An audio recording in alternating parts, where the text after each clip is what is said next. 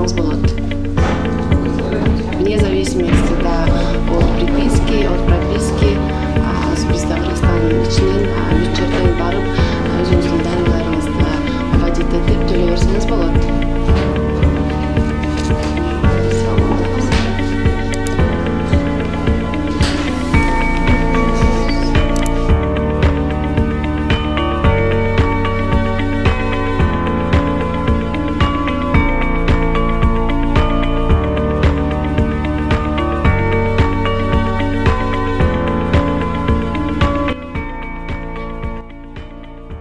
Дагы жакшы жетишкендик болуп атат.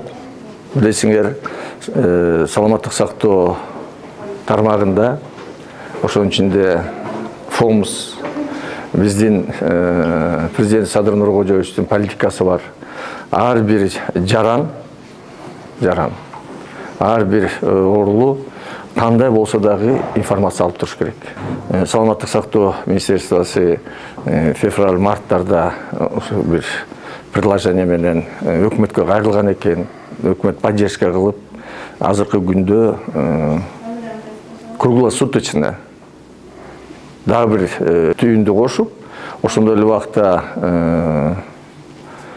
штат жагын чечип, круглосутка биздин эмчүнөнү саат мурун 5-6-га чейин иштеген болсо, основной түн ичинде региондордон остро ооруп калгандар же болбосо скорый помощька чалгандар көп өзүнүн правасын билбей, кандай болгондо кантип биз төлөшүбүз керек, камсыздандыруу фондунун кандай жардамдар керек, ошолорду билчү эмес. Мынакей бүгүн ачылгандан кийин, жакшы элге жеткирилгенден кийин мен ойлоп атам, түн ичинде дагы, күндүз дагы жетип.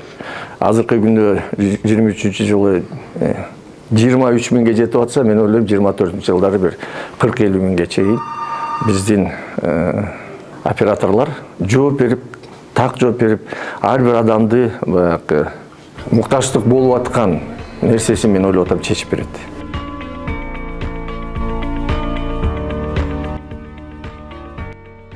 Мына бүгүнкү 11 айдын жыйынтыгы менен 2023-жылдын 11 айдын жыйынтыгы менен 23.700-ден ашык чалуулар келип түштү да.